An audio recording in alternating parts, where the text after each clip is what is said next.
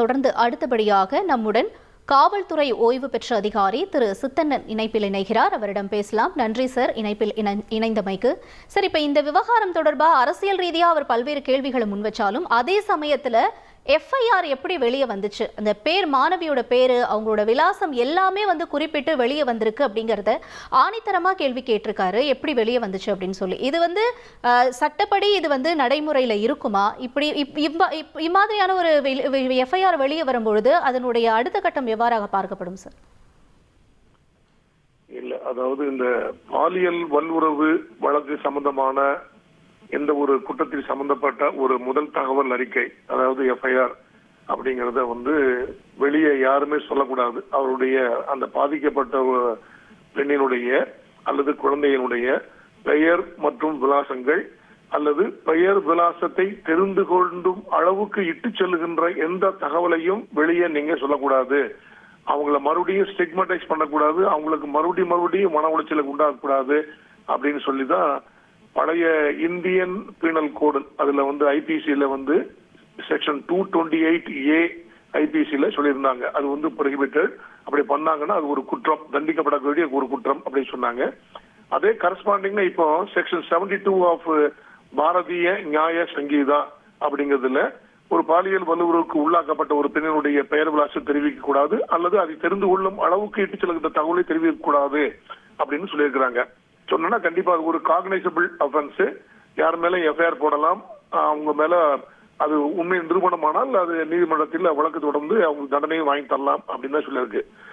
ஆனால் ஒரு வழக்கு, ஏதாவது ஒரு வழக்கில் ஒரு குற்றம் சாட்டப்பட்ட நபருக்கு எதிராக ஒரு வழக்கு தாக்கல் செய்யப்படும் போது, அதாவது எஃப்ஐஆர் காப்பி கம்ப்ளைனன்ட்டுக்கு ஒரு காப்பி உடனே கொடுக்குறாங்க. முதல் தகவல் அறிக்கையினுடைய நகலை உடனடியாக யார் புகார் கொடுத்தாங்களோ அவங்களுக்கு உடனடியாக ஒரு காப்பி ஃப்ரீ ஆஃப் காஸ்ட் கொடுத்து அவங்கள்ட்ட கையெழுத்து வாங்கிடணும்.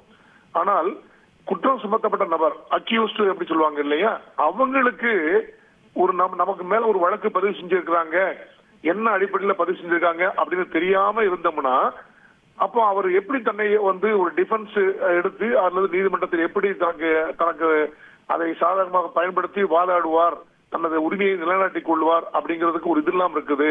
அதனால அக்யூஸ்டுக்கும் எஃப்ஐஆர் உடைய ஒரு காப்பியை தரணும் அப்படிங்கிற ஒரு சூழ்நிலை வரும்போதுதான் இந்தியாவுடைய உச்ச நீதிமன்றம் ஒரு 2-3 வருடங்களுக்கு முன்னால ஒரு முக்கியமான ஒரு வழக்கில் இனிமேல் காவல்துறையினர் ஏதாவது யாராவது ஒரு வழக்கு சம்பந்தமாக ஒரு புகார் இருந்தா வழக்கு பதிவு செய்தால் அதை சென்னை போன்ற மெட்ரோபாலிட்டன் சிட்டிஸ்ல எல்லாம் 24 மணி நேரத்துக்குள்ள அந்த எஃப்ஐஆர் ஆன்லைன்ல போடணும், எல்லாத்துக்கும் தெரியணும்.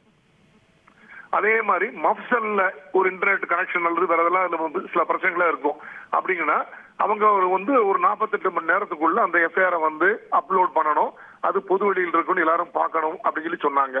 அதே உச்ச நீதிமன்றம் ஆனால் பாலியல் ரீதியான ஒரு வழக்கு சம்பந்தமாக ஒரு பாலியல் வல்லுறவுக்கு உள்ளாக்கப்பட்ட, பாலியல் தாக்குதல் கூட இல்ல, பாலியல் வல்லுறவுக்கு உள்ளாக்கப்பட்ட ஒரு வழக்கில் அந்த சம்பந்தப்பட்ட ஒரு நபர் முக்கியமான ஒரு பெண் பாதிக்கப்பட்டதா இருக்கும் போது இந்த மாதிரி எஃப்ஐஆர் ஒரு நாளைக்குள்ளேயோ அல்லது 1.5 நாளைக்குள்ளேயோ ஆன்லைன்ல நீங்க பொதுவெளியில் கொண்டு வந்துட்டீங்கன்னா அந்த பெண்ணுக்கு மிகப்பெரிய பாதிப்பை ஏற்படுத்தி விடும். அதனால அப்படிப்பட்ட வழக்கில் அந்த எஃப்ஐஆர் உடனடியாக பொதுவெளியில் எல்லாருக்கும் தெரியும்படியாக ஒரு அந்த பதிவேற்றம் செய்யப்படக்கூடாது அப்படின்னு தான் உச்ச நீதிமன்றம் சொல்லிருக்கிறாங்க. அதனால அப்படி சொன்னாங்கன்னா அது யாரு பண்ணாலும் சரி, அதுல அவங்க பழைய செக்ஷன் 228A ஐபிசி, இப்ப இருக்கிற செக்ஷன் 72 பாரதிய நியாய சங்கீதால தண்டனைக்கு உள்ளாவார்கள் கண்டிப்பாக. ஆனா காவல்துறையினர் இதுல சாதாரணமா எல்லா வழக்கையும் பதிவேற்றம் செய்யும்படியாக ஒரு சூழ்நிலை இருக்கிற, அதே மாதிரி ஒரு தவறுதலாகத்தான் இதை நான் பயன்படுத்தி இருப்பாங்க, பதிவேற்றம் செய்திருப்பாங்க அப்படின்னு நான் நம்புறேன். கண்டிப்பாக இதுல ஒரு உள்நோக்கம் கண்டிப்பாக இருக்க சான்ஸ் இல்ல. அங்க உடனடியாக அதை நீக்கிட்டாங்க. இப்ப அதை வேற யாரும் பார்க்க முடியாத ஒரு சூழ்நிலைக்கு உண்டாக்கிட்டாங்க. ஆனா இதுல அரசியல் கட்சிகள் அரசியலாக பல்வேறு காரணங்கள் சொல்லி ஏதாவது பேசிட்டு இருப்பாங்க. இதுல காவல்துறை ஒரு தவறுதலாக ஒரு சம்பவம் நடைபெற்றிருக்கும், உடனடியாக அதை சரி செய்து விட்டார்கள் என்றுதான் நான் நம்புகிறேன். ஆனால் இதை வைத்துக் கொண்டு இந்த பெயர் விலாசம் இதெல்லாம் வெளியே தெரிஞ்சு போச்சு அப்படின்னு சொல்லி வேற நபர்கள் இதை அந்த பெயரை சொல்லி அல்லது வேற ஏதாவது சொல்லி அரசியல் நோக்கத்திற்காக அல்லது வேற ஏதாவது பெயரை பயன்படுத்தினாங்கன்னா அதுவும் மிக குற்றமாகிவிடும். செக்ஷன் 72 நியாய சங்கீதா பாரதிய நியாய சங்கீதாவில் அவர்களும் தண்டனைக்கு உள்ளாவார்கள். அதனால இதை பெருசுபடுத்த வேண்டிய விஷயம் இல்லை. இதுல பெரிய அரசியல் உள்நோக்கமோ அல்லது யாருக்காவது சாதகம் செய்ய வேண்டும் அல்லது பாதகம் செய்ய வேண்டும் நோக்கம் இருப்பதாக எனக்கு தெரியவில்லை. நன்றி திரு சித்தனன் சார், இணைப்பில் இணைந்து உங்களுடைய கருத்துக்களை பகிர்ந்து கொண்டமைக்கு.